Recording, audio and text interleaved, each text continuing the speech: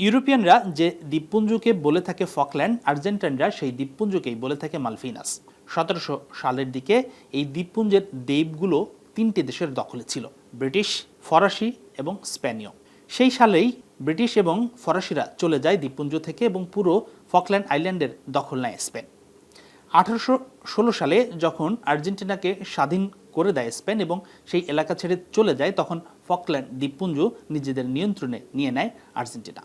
কিন্তু 1833 সালে ব্রিটিশ আবারও নৌবাহিনী পাঠায় এবং আর্জেন্টিনার কাছ থেকে সেই আইল্যান্ডটি দখল করে নেয়। তখন থেকে শুরু মূলত ইংল্যান্ড এবং আর্জেন্টিনার দ্বন্দ্ব বা দ্বৈরথের। পরবর্তীতে 1882 সালে আর্জেন্টিনা আবারও সেনাবাহিনী পাঠিয়ে 3 মাসের জন্য দ্বীপপুঞ্জটি দখল করে রাখে।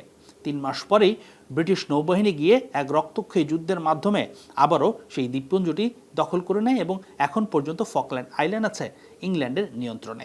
কিন্তু এই ফকল্যান্ড বা মালভিনাস আইল্যান্ড এখনও ভুলতে পারেনি আর্জেন্টাইনরা। তারা এখনও এই দ্বীপপুঞ্জটিকে নিজেদের দাবি করে আসে। সবশেষ ফিফা বিশ্বকাপের সেমিফাইনালে ইংল্যান্ডকে হারানোর পর আর্জেন্টাইন ফুটবলারদের হাতে এই ব্যানারটি নিশ্চয়ই চোখে পড়েছে আপনার, যেখানে লেখা ছিল মালভিনাস আইল্যান্ড আর্জেন্টিনা। এই ঘটনার পর তেলেবেগুনে জ্বলে ওঠে ব্রিটেনের সাধারণ মানুষ, ব্রিটিশ মিডিয়া, সামাজিক যোগাযোগ মাধ্যম, বিভিন্ন পোর্টাল থেকে শুরু করে আলোচনা শুরু হয় যে আর্জেন্টাইন যেসব ফুটবলার ইংলিশ প্রিমিয়ার লিগে খেলছে তাদের ভিসা বাতিল করে দেওয়া হোক, আর্জেন্টাইন ফুটবলারদের ইংলিশ প্রিমিয়ার লিগ থেকে নিষিদ্ধ করা হোক। কিন্তু বাস্তবতা কি বলছে, আইন কি বলে? আসলে কি এমনটা করা সম্ভব? আসলে ফুটবল মাঠে কোনো রাজনৈতিক ব্যানার প্রদর্শন করা ফিফার আইনের পরিপন্থী। এই একই কাজ করে আর্জেন্টিনা এর আগেও একবার আর্থিক জরিমানা দিয়েছে। এবার ফিফা কি করবে সেই সম্বন্ধে এখনও জানায়নি ফুটবলের নিয়ন্ত্রণ সংস্থাটি। তবে ইংলিশ মিডিয়ায় যেই আলোচনা হচ্ছে আর্জেন্টাইন ফুটবলারদের ইংল্যান্ডের ভিসা বাতিল করে দেয়া হোক, সেই বিষয়টা আসলে এখন পর্যন্ত সম্ভব নয় বা ইংল্যান্ডের আইন সেটাকে পারমিট করে না, বলছে ইংল্যান্ডের অভিবাসী আইনজীবীরা।